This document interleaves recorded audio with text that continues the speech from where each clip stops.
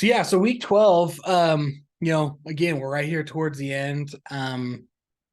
Not very many weeks left. So with that, as you may have seen in the announcement, if you're doing the final project, we're right there towards the end. So if whatever you need to do to kind of get that wrapped up, now's a good time. Those are technically due next week. I do I'm open to extending even into week 14. Just like if you feel like you're ready, go ahead and submit it. Because or if you want to get it wrapped up early, because I can grade it, and if there's anything that would dock you points, it's pretty rare, but if there is anything that would kind of cost you some points, I can send that back and you can resubmit. So yeah, just as soon as you're ready, you can get that turned in.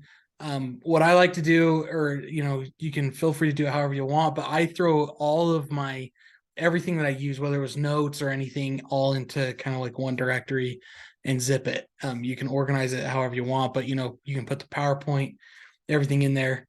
The other thing, the best way really is to put everything in a zip folder, and submit that and the PowerPoint, because then the PowerPoint kind of loads in Canvas better. But either way, both are great. Can do them either way. But the more you submit, like that way, if something's missing, I can go kind of like look and like, oh yeah, there's evidence, so yeah, I'd say just throw everything kind of in there, name things so we can find them, and yeah, should be good. But yeah, so week 12, we're covering indexes and constraints. So these are here towards the end, basically this week and next week. We're kind of covering some of like the more kind of loose ends. So this week there's not a lot of like, it should be a pretty light week. This week and next week, both as far as like the content, should be very light. Indexes are kind of a little bit more on the complex side when you get down the nitty gritty, but at face value, they're really simple. So what I always like to do is pull up a picture of this library index system. I don't know if it's just me that's kind of getting to this point, but does anyone remember these from back in the day in your libraries? 100%. I could Yeah, I see remember those. Yeah. So anyways, I always like, because to me, one of my favorite things about data is just how applicable it is to real life. Like, we basically, like, and this goes for a lot of like computerized things, we take things that are, people have done forever physically, and we kind of just automate it and make it virtual. And that's true with this. In fact, sometimes I think like the older technology is often far more complicated than what it is now, even though it's often kind of viewed the other way around. Because now we have the compute power to brute force problems instead of having to get clever about them. But anyway, so for those of you who don't know what this is, it's a catalog system that they used, and we've probably all heard the word index cards, right? And this is where those came from. The word index, is the same across both applications. And so basically what these are is there was multiple ways. If you think about your library, in fact, I'm still trying to, figure out how Barnes and Noble's works. Barnes and Noble, I can never find the book in there, but if you think about your library, there's a vast amount of ways that you can order books, and there's a vast number of ways that we know that you can go and search for specific books. So you go in and basically most libraries would pick one format, and they would choose one format, and that's how they would arrange the books. But oftentimes people would come in and basically look for something else. So let's say that they decide, hey, we're going to order our library by let's just keep it simple. We're just going to order our library by the last name of the author. So all the, basically, if you know the last name of the author, you can go find them all. And that's great. But what happens when someone comes in and says, oh, I don't know who the author is, but I know the name of the book.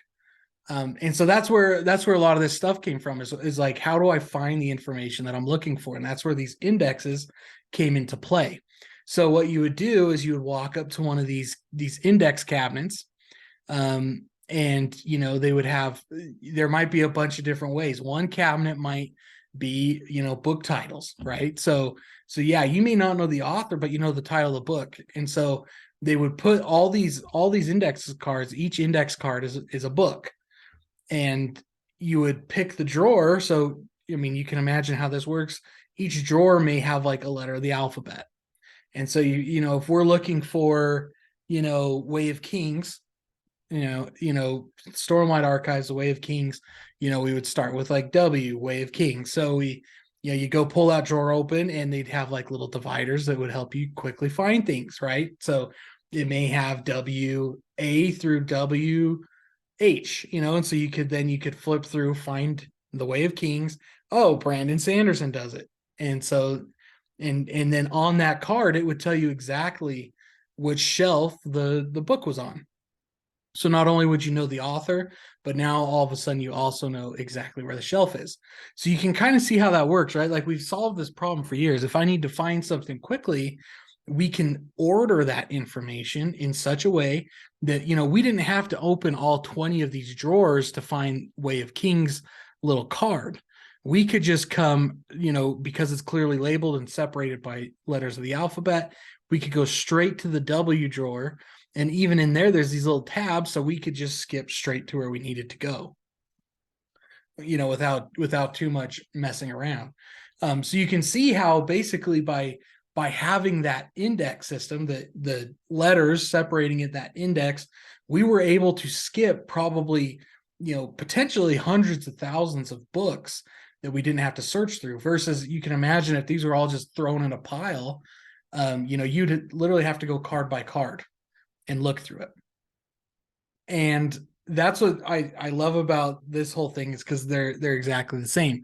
So in databases, it actually works the exact same way. We have what's called indexes, and it's pretty much exactly what they do. The same thing. So for example, if we were, let's see if any of our tables have indexes here. So let's take a look at the actor table. So here we go. We have our actor table, right? Let's just say use Sequila. We have our actor table, and inside of our actor table, so let's select everything from actor.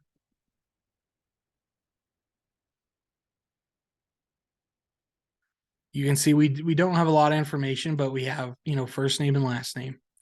But you'll notice that there's this index list here, and let's just take a look at this actor table. So I'm gonna right click it, copy to clipboard the create statement, so we can take a look at exactly how this is created. So you can see here that they define this key, which ends up, a key index. A lot of them are interchangeable depending on how you do it.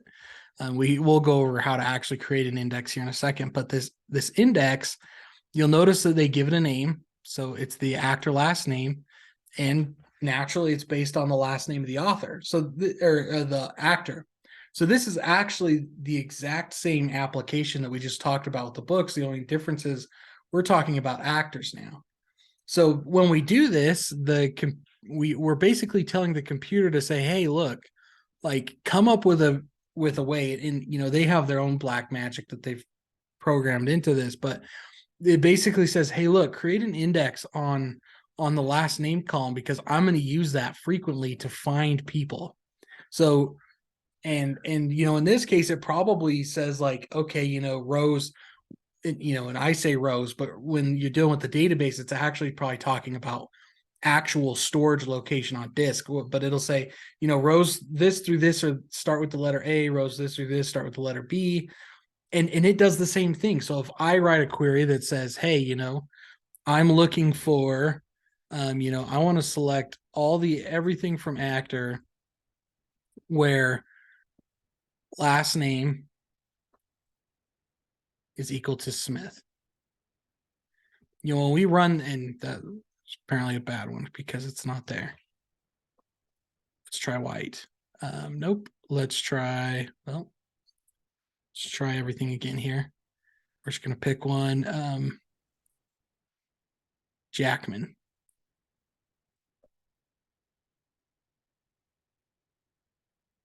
So I got to take this out.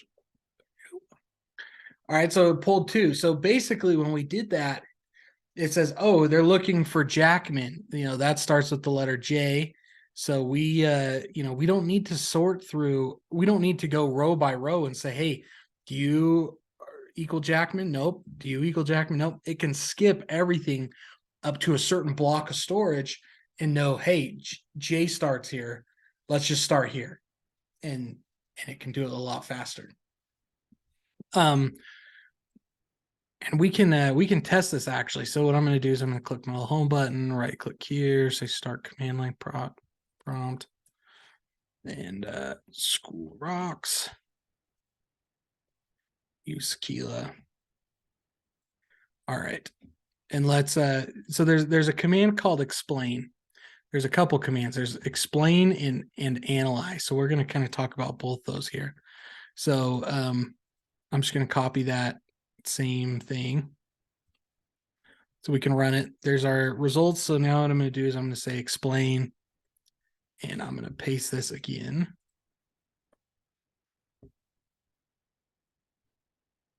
So here we go. This is one of my favorite commands because it, especially, like I said, indexes are one of those things that, like, for what we're doing in this class, are probably not super important at all.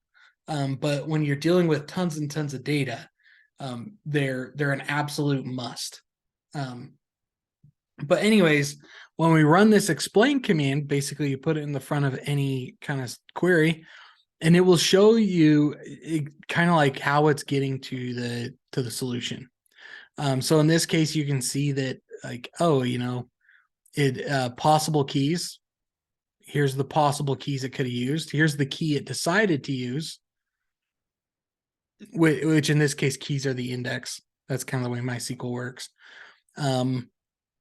And it pulled 2 rows and basically filtered 100%. And yeah, so pretty fast. You can see that it did it so fast that it like barely showed anything. So let's see if we can find one that might be a little bit more challenging. Let's try payment. All right, so there is some of our indexes. So let's do the staff ID.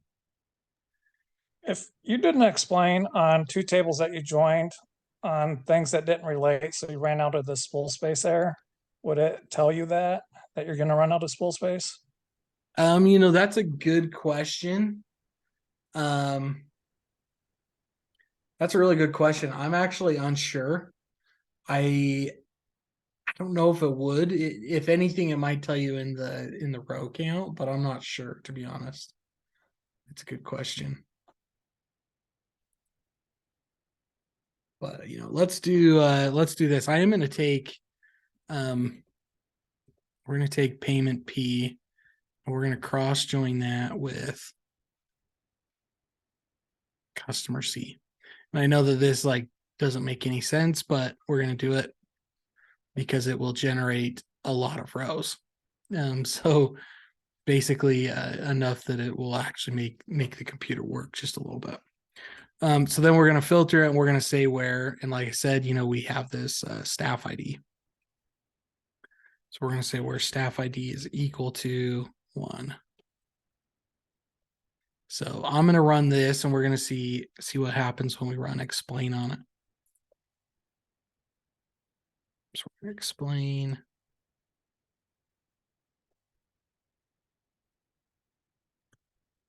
All right. So you can see here with something a little bit more complicated, we get a little bit more result. So you can see the table here, and we have C for customer, P for payment, and you can see how it's actually working against each table. So you can see against customer, since our where clause was against the staff ID, possible keys there are none because our filter didn't apply to anything there. And we were doing a cross join. But here you can see that on the payment table, it still used the key. And you can see that as such, it was able to filter some rows, and it was able to filter out 50% of them. So basically it means that, hey, I was able to filter out, roughly half. And then it kind of gives you a little bit more using where clause, join buffers, because we were doing a cross join. So anyways, go ahead. Didn't it not use a key? Because it says possible key was staff ID, but Oh, then you're on the key right. it was null. Yeah. Yeah. So So it you're just right. skipped it. Yep. It just completely skipped it. Because, and I'm guessing because we did a cross join. So let's actually make this an inner join, or let's just say a left. It doesn't matter. It should be all the same. On p dot customer ID, go c dot customer ID.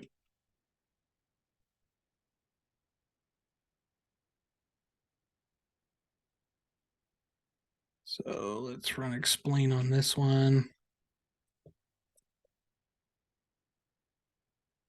There we go. So now we can see the payment is first listed. You can see the possible key. There's actually two possible keys on this one, staff ID and customer ID. They use the staff ID key, and you can see that it filtering worked really good. And then naturally on customer, they use the primary key. So, because we did the inner join, it's a one-to-one match. Pretty simple. But anyways, it's really cool. You can kind of see it, and then and then let's do this. Let's do, I think it's analyze.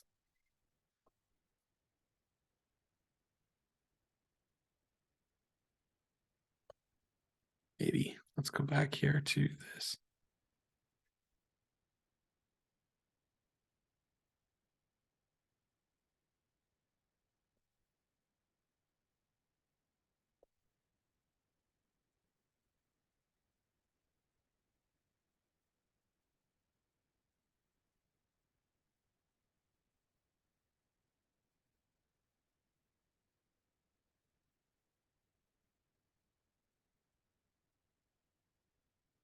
See, there's still explain. I don't know if analyze is available on MySQL, to be honest, now that I say it.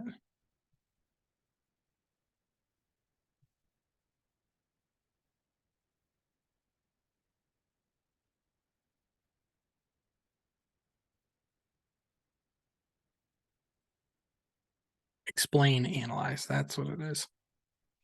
So let's try explain.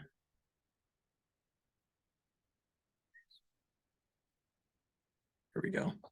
So this will actually kind of show you, like, when you're basically wanting to optimize queries, this will show you essentially an estimated like time and cost. So, well, actual time and kind of like a cost on a server. So you can kind of see like each step, what it's doing, how much it cost, how many times it had to loop through. And yeah, so that one's kind of cool because it really breaks it down for you step by step.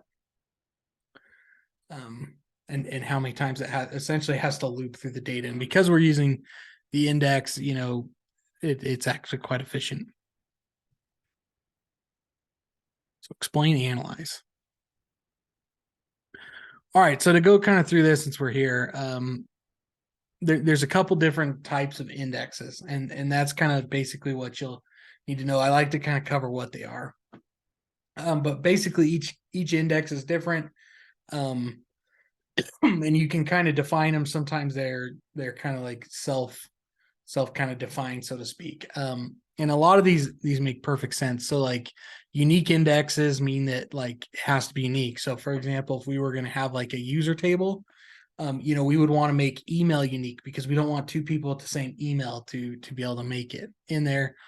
And what that also does is when it's looking through it, if the computer knows, if the database knows that it's unique, once it finds it, it can stop looking because it knows it can only exist once. So, unique indexes, those are the ones that I probably most frequently use because they're really easy to define and they just make sense. I use them both as a way to make things faster as well as a constraint, which means that, keeping our data clean and how it should be, right? Like no two people should have the same email. Well, if we build a unique constraint on it, we don't have to worry about it. It won't let it happen, essentially. And that's what constraints are.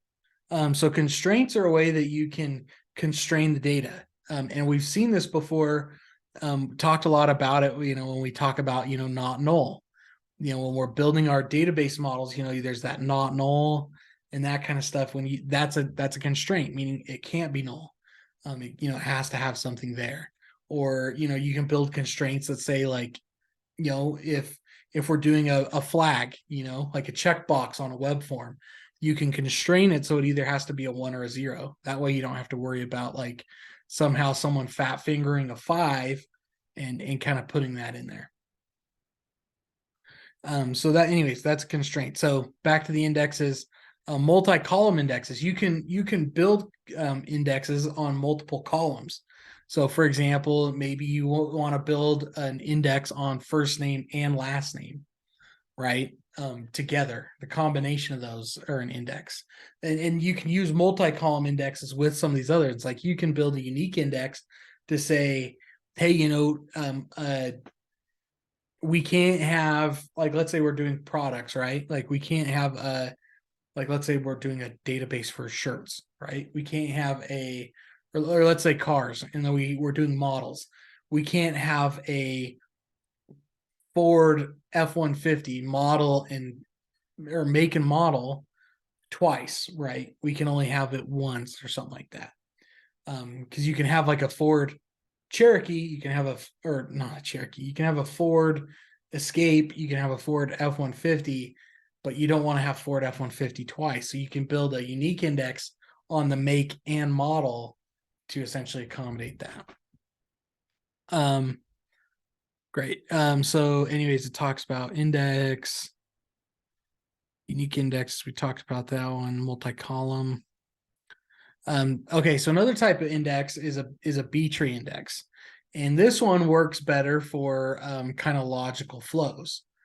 So like we were talking about with like the books, right? And each one of these indexes has kind of like a pro and a con, or what they work best for. So this one works best for like grouping stuff that are pretty close to being balanced.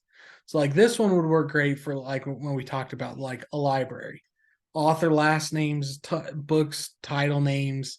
This would be a great index for that kind of data, because it basically, just like we do logically, we try to organize things so we can quickly identify, just like we were talking about. Oh, if I go to the cabinet, I know that this section of the cabinet's A through M, and this row of drawers is A through whatever, and then these set of drawers, I can just pick A.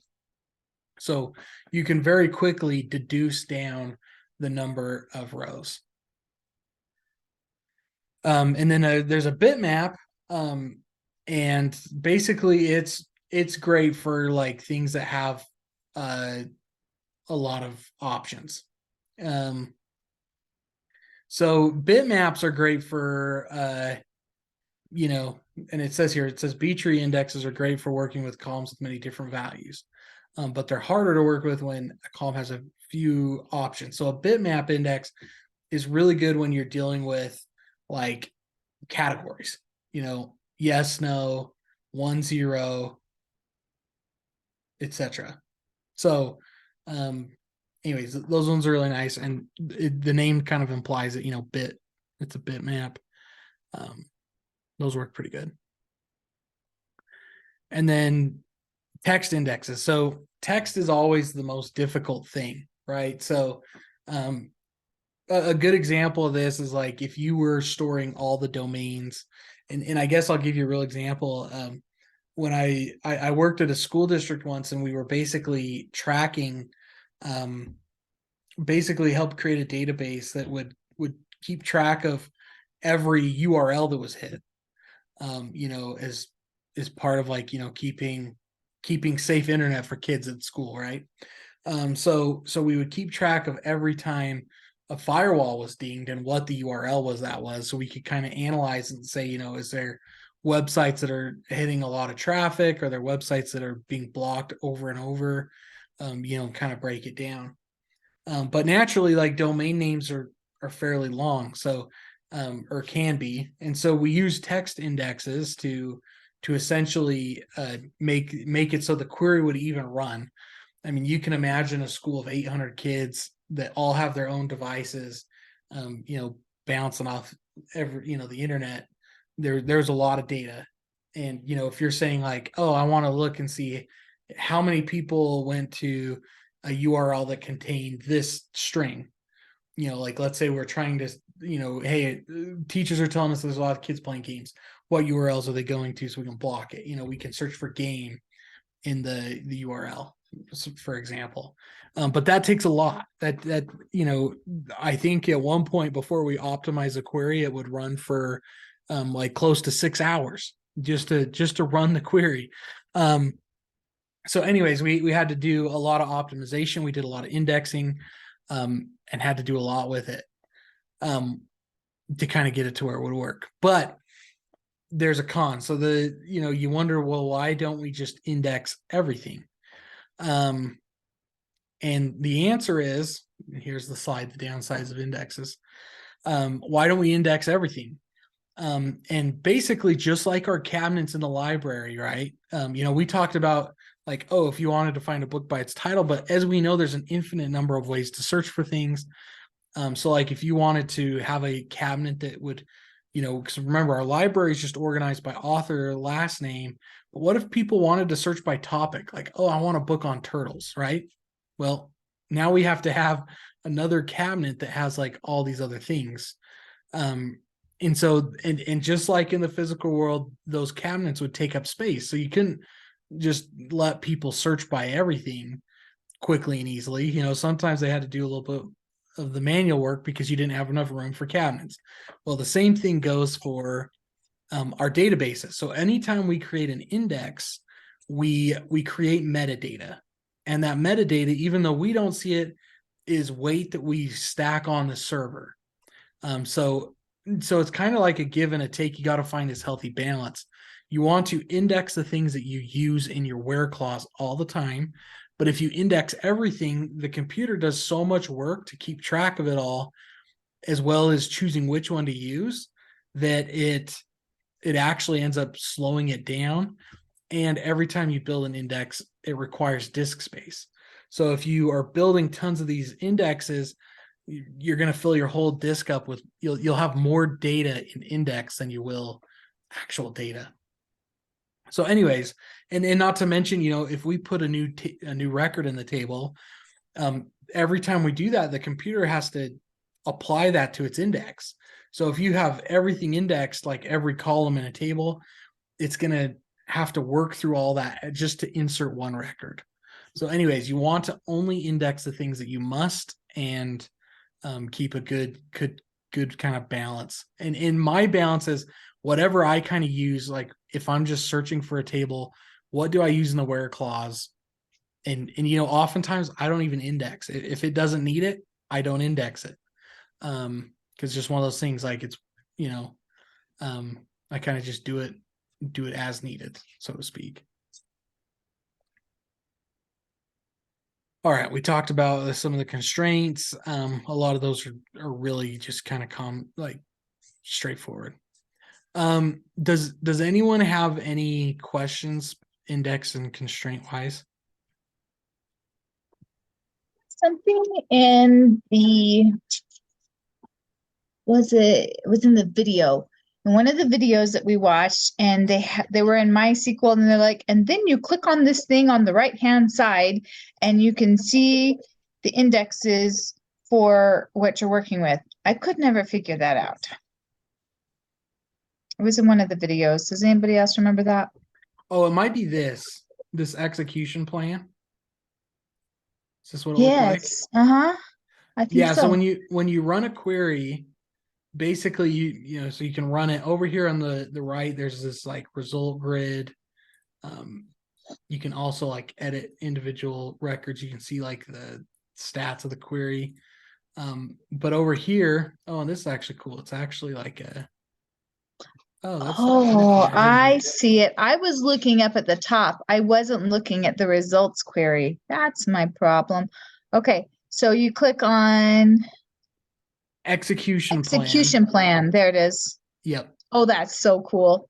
Thanks. Yeah, so I that was kind so of shows frustrated. I'm you. like, oh, that sounds really cool, but I can't find it. Yeah, yeah. So it's really pretty cool.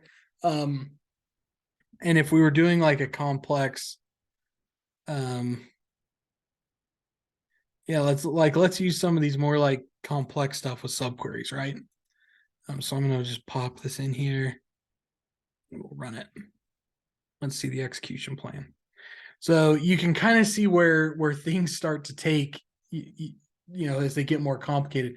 This is why, like I avoid subqueries at all cost, because you can kind of see that this is the subquery and it has its own thing essentially. And you can even see it subquery 2. And anyways, you can kind of see like the cost and how that works. So it is really cool. It's a really cool tool, especially when you're like analyzing. Like it's kind of hard because a lot of it is really kind of deep technical. But when you're like working on like a really big query and you're trying to figure out why it's taking so long, it's really useful because you can see the cost kind of associated with each step. And I almost like the tabular version because you can kind of see it. See it kind of broke out, so you can see like here's your subquery, and anyways, kind of see what's taking the most time there. Is it more efficient instead of running a subquery to do either a common table expression, I think it's called, or a volatile table or something, and then just do a join or inner join? You know what I mean? Yeah, Rather than that's a kind of subquery. like and that's a great question. So that's kind of my rule of thumb, and I'll explain it a little bit. So basically, and this is where we get really into, if you think back to when we talked subqueries, there was the scalar and non-scalar subqueries, or sorry, correlated and non-correlated subqueries. So the correlated subqueries mean that it's tied in some way to each result of the parent query. Non-correlated subqueries means that it can act independently. So that's kind of my one exception to my rule where I try to avoid subqueries, because oftentimes I will do it. And let's do a good example. Let's say that we wanted to see every customer's last payment, right? So we want to see every customer's last payment. Well, to do that, we need to obviously select from customer. So let's just select everything let's select first name, last name from customer. Since we're going to need this, let's put this here.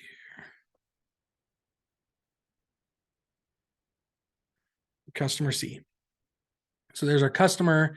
And, if we were to do this the normal way, we'd say left join, payment P on C dot customer ID is equal to P dot customer ID.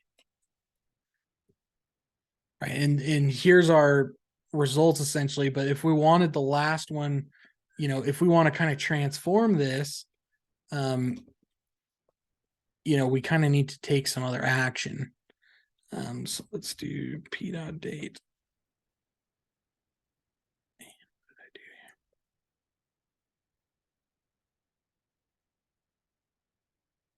here? Payment date.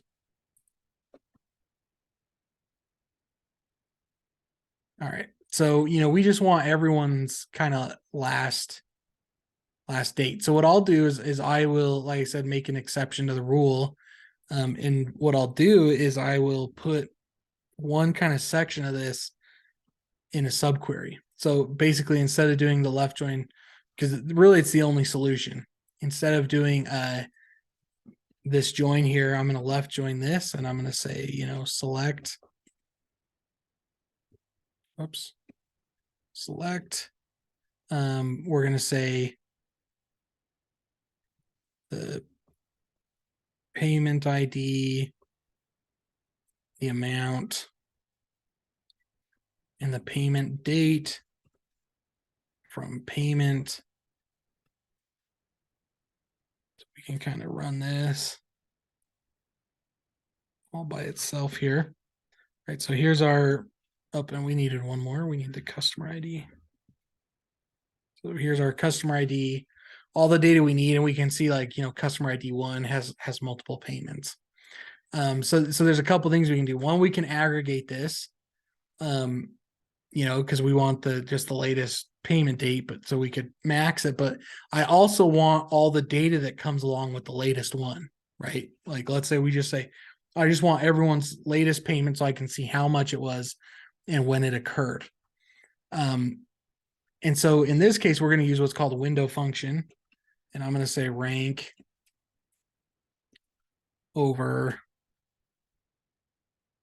rank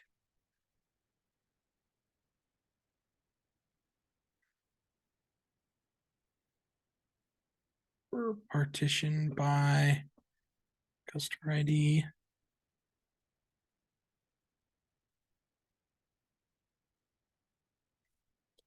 Date sending.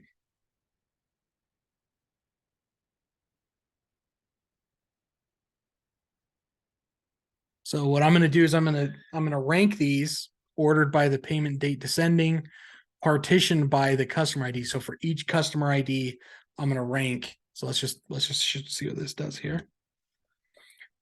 All right. So we can see here that basically on, the payment sequence. So for customer ID 1, you can see it kind of go up as we go back in time. And then when we hit customer 2, you can see that we continually kind of go back and back. But now we have this payment sequence. So what I do is I like to build those kind of queries, and then I'll come up here and essentially plug this in as a table up here. You'll notice it's in the from clause, not up here. And then I'll do my left join on this. So I'm going to call this payment sequence PS, and we're left joining it on customer ID. It's equal to ps.customer ID and ps.payment sequence is equal to 1. I'll just make that part of my join, and then we should be able to run this. Oh, p.amount. We need to get rid of this because now this is, whoops.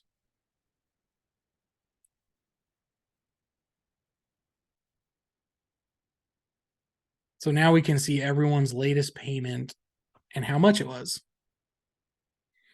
But like back to your question, let's actually analyze this one.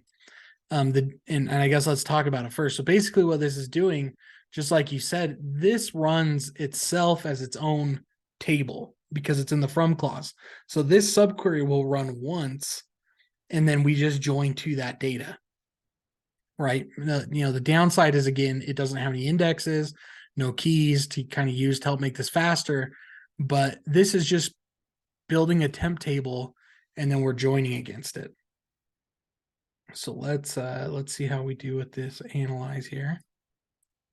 Execution plan. And you can see that this is actually a fairly, simple kind of, compared to that other one that had the subquery, fairly simple.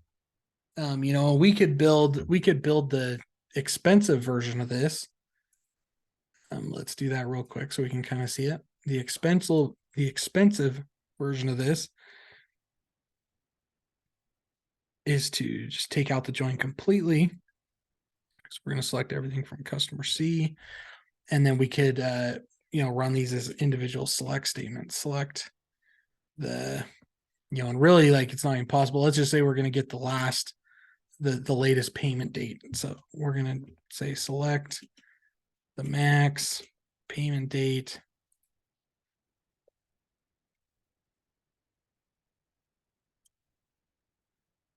Payment where customer ID is equal to c.customer ID.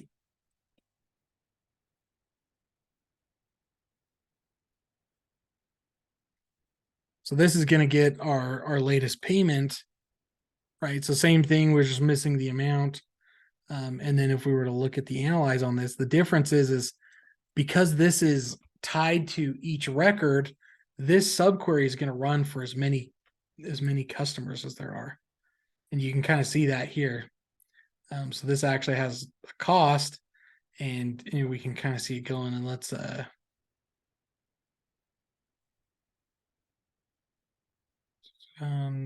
do we see the loops? Oops.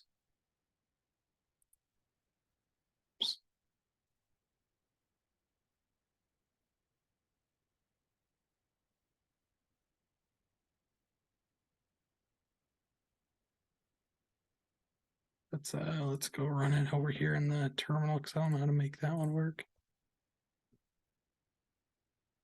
And let's see, we did analyze, explain, analyze, explain, analyze.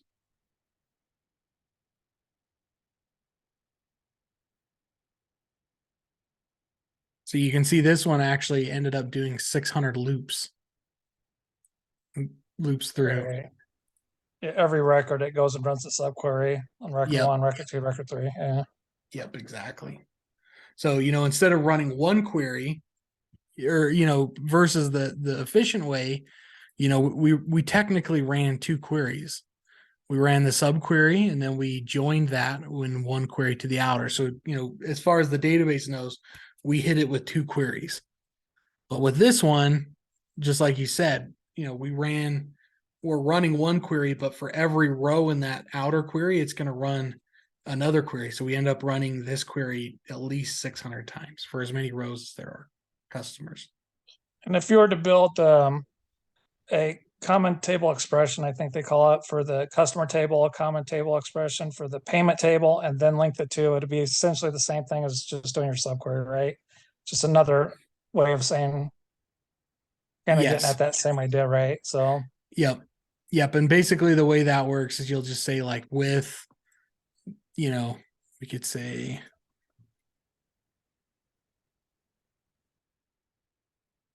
with, what do we call this? PS as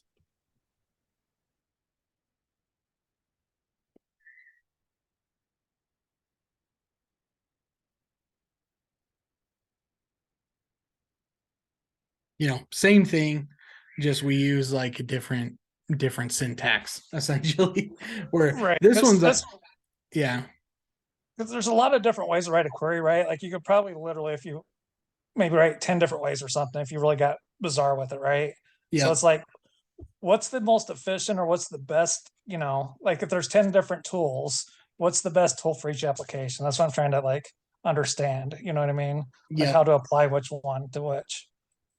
Yeah, and that's why I think like when it comes, that's why SQL tuning is one of the more kind of advanced kind of roles when it comes to like actually developing for SQL, is because I think a lot of that you have to have kind of this deep understanding of how the query works, and basically a lot of these queries get super complex, and so you kind of have to know essentially, and to me it's all order of operations, what runs first, how is it going to run, because like in this case I know, okay, if it runs this one query, which we can test, we can see exactly how long it takes to run, it builds that temp table, and then it's just a matter of the join, versus like this one, I know that since it's a correlated subquery, it's going to run for every row in that table, which is obviously less efficient. So yeah, really it just comes down to kind of I think order of operations, understanding kind of the order in which things kind of go. But no, yeah, great questions. I know we're getting short on time. Does anyone else have any other questions about indexes, constraints?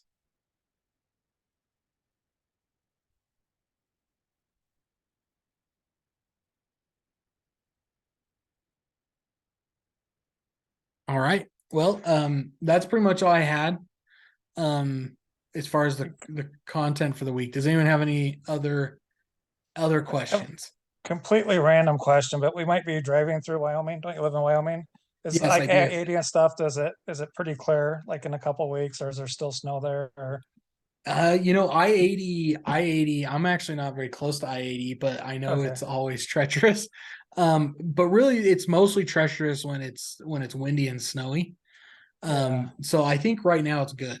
Okay. I think we're kind of out of like the big heavy snow season, it seems. Like it's been really warm lately.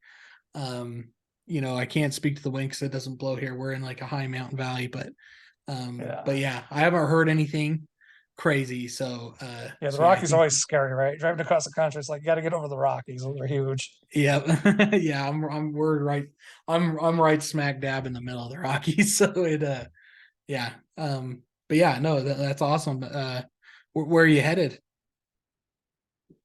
Well, I drove my son out to California to stay with my brother for a while, so we're gonna drive his car back. So from California, Sacramento area back to Lansing, Michigan. So Oh, nice. Yep. be in a couple weeks probably, something like that. So I'm hoping the Nice. snow's mainly done by then, but Yeah. yeah, Yeah, like I said, it seems like it's pretty done, and we're usually kind of like a little bit more. It usually kind of melts off out there a little faster because it's a little bit more in the desert over there. So anyways, it yeah. shouldn't be too bad.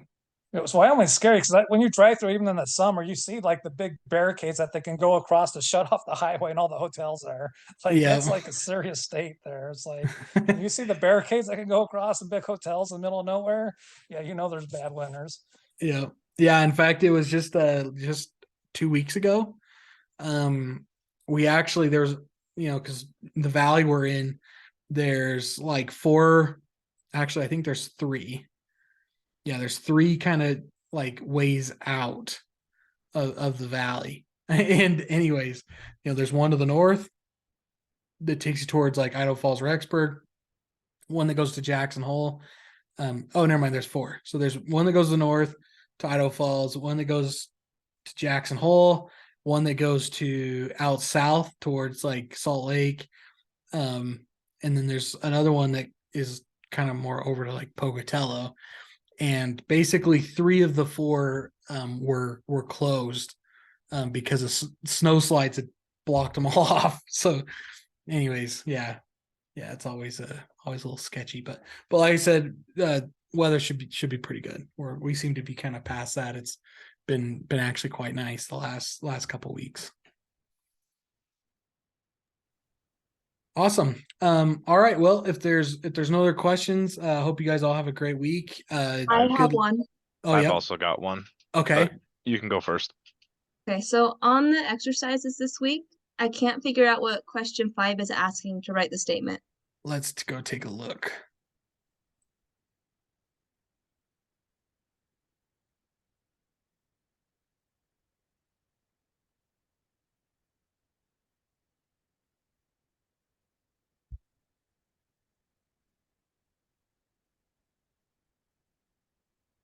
And you said question 5.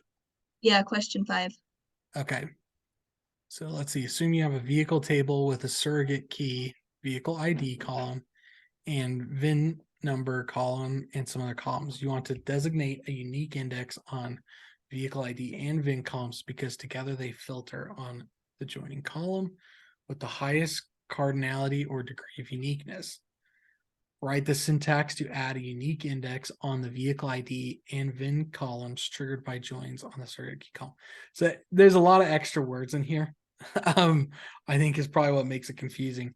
Really, it's just asking you to put a unique index on the vehicle ID and VIN number.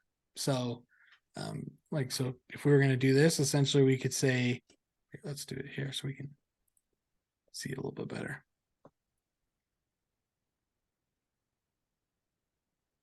That's good because I was trying to create a trigger, Oh yeah, yeah. which is nowhere in the text. Yep, yeah, definitely. I said that they use a lot of extra words there. Really, we're just creating unique index. So we can say create unique index, and then we give that index a name. So like in this case, let's just call it vehicle IDX1. And how just what I kind of like to do is I like to give them like little hints so that way if I see them I know what they are. So vehicle unique index 1, or I'll just do UQ1. UQ for unique, and then on. So then we say on, create on, and in this case we'd say vehicle and vehicle ID VIN, something like that. So I did a little different. Maybe I did it wrong. I'm gonna put what I did in the chat Okay. and tell me if that works, or did I go off the beaten path? No, yeah, that's like, yeah, basically that one's just an alter versus a create, which is yeah, it's about the same. It doesn't matter too much. Okay. I usually use the create indexes because then you can drop them easier without altering the actual table itself. But that's just kind of preference. The only other thing that I think you need to add there is just the unique keyword. Because otherwise it's just basically an index. So, and a plain old index by itself means that it can, you could have it more than once. You could have vehicle ID 1 and VIN X twice. So to make it unique, you have to explicitly kind of tell it like, hey, I want a unique one on here. I was just about to ask that because I had a question not too long ago where I missed one small detail like that and got the whole question wrong. So, Ouch. But yep, unique index. So it's got to have the actual unique keyword to make it unique. Otherwise, it's just a, hey, sort this for me and make it faster to search. So you put the add index IDX underscore vehicle join underscore unique, and then put something after that before you put your column Yeah, so name. it'd be like add unique index, something like that. Basically, just add the unique keyword before you. I see. Okay, another question on that. It says the surrogate key is vehicle ID. Isn't a surrogate key a primary key that's been manually created? So yeah, there's this basically the surrogate keys. Yeah, essentially, like, and they can kind of be used like a little interchangeably. But yeah, basically the surrogate key is, like I said, it just like in this case, I think they're referring to the join, which is, so in this case, like the surrogate key is like essentially like part of the join. So it sounds like they're going to be joining on, vehicle ID and VIN number essentially. Doesn't surrogate So- key, it was like came from two different IDs. So ID 1, ID 2 together is a surrogate key. I think that one's composite. Oh, is that oh, okay. Yeah. Surrogate key is basically like it's not the primary key, but it's essentially another kind of uniquely identifying column. Basically can be used in place of primary. That makes So sense. it doesn't necessarily have the primary index automatically added to it? Yes. And Okay. maybe repeat that question one more time, make sure I understand. So a surrogate key is like a primary key. So if you put it in a table as a surrogate key, would it have the primary index automatically added to it, like a primary key? No. So, and maybe I don't know, but to me, like surrogate key, let's look it up. MySQL surrogate key.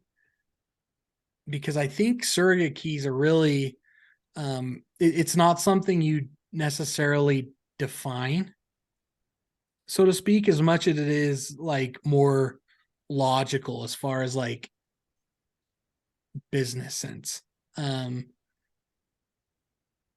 Yeah, so it's defined as unique identifier.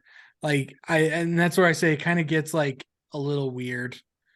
Because to me, like a surrogate key is not necessarily like an actual MySQL object, if that makes sense. Like it's not syntax. It's more of like a descriptive word that we use to describe a column, not something that we necessarily define. So I think like what the question is like getting at in this case is like, it's not the primary key necessarily, but this is a key that uniquely identifies a row. Like a composite key may be a surrogate key itself, if that makes sense. Yeah, it's kind of just like more of like, and like so I said, like there's a lot of extra words in there, to kind of throw you off. But to me, like surrogate, I actually interpret the word like literally, like surrogacy in replace of, so it's a key, but it's not the primary key essentially, but it acts the same. It can act the same. It's just, in a given table, we can only have one primary key. So like, let's say that we, in this case, we have vehicle ID and the VIN number. Let's just pretend for a minute that vehicle ID is the primary key, but let's say, we know every vehicle has a unique VIN number. We could say that the VIN number is the surrogate key because it also uniquely identifies each vehicle. And it's not necessarily that we can't really define it. In fact, I don't even think surrogate, like it's not a keyword or anything like that. It's I think in this case they're using it purely as like a descriptive word to define, like more like business logic, like, oh, it's not the key, but it could be, essentially. It gets a little weird. Does that make sense? I'm probably not describing it very Yeah. well. I felt like if it said it was a surrogate key, it would already have the primary index and be unique. So it felt weird to me that they call it a surrogate and then want you to make it unique when it should already be unique. Yeah, and I think that's kind of like what they're I think that's kind of like what they're saying is like, because it's not the primary key, we're going to make it one, essentially. Okay. Like I guess like by database definition standards, the two of these may not be the primary key, but by adding a unique index to them, by unique indexing them, we make a surrogate key because it has to be unique, if that makes sense. That makes sense. So I guess you could almost say that, like, oh, this index is a surrogate key because it's because it's not the primary key, because a primary key can only exist once, and so we kind of define one.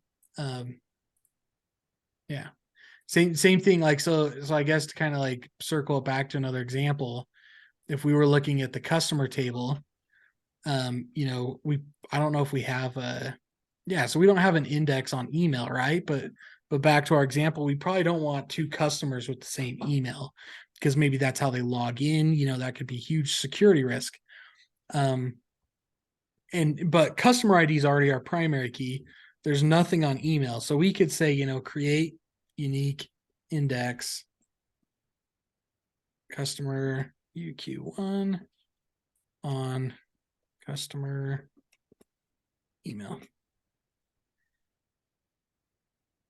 We just essentially created a surrogate key, because now, like if the database were to go and look, whether we use customer ID or whether we use email, it doesn't matter. The database knows it's only going to pull one record whenever we filter, like, where customer ID equals or email equals, it's only going to pull one record. If your database had duplicate emails in this example, and then you added this, would your statement fail because you have Yes. duplicate? Okay. Yep. It would fail, and it would tell you, it'd say you have duplicate key entries. Yep, great question. And then I think someone else had a question. I did. So my situation with the final project, I'm most likely way behind because back on like week 7 or 8, I had my first baby girl, and trying to just stay caught up on just the assignments. I've dropped off with the final project. If I just go back through, because I know in your announcements you would always put like, hey, this is where you're supposed to be with that. If I go back and follow that and get caught up that way, is that the best way you would say I should go about getting caught up, or would it be better to spend like a schedule of time with you or the TA to just get caught up that way? And on top of all of this, I don't see anywhere in my canvas in my modules where like the final project is and like what I should be really making sure is in the final project. Check week 3. Week 3 has a description of it, but yeah, Yeah, it it's was a hard to little find. weird. It's That's also where you turn it in. Oh, well, that is weird. Yeah, it's a little weird. And I think I can add it here. Hold on 1 second. I'm gonna add this. So I was like, I know if I go to grades, there's one on week 13 for the grades. And then if I click that, then it will let me turn it in there, but it has no details in it. There we go. I think I can add it here. There. I think I just added it. But so anyways, yeah, because there's this I think this is where you can kind of turn it in. This will have the rubric. So I just added that. It'll be in week 13.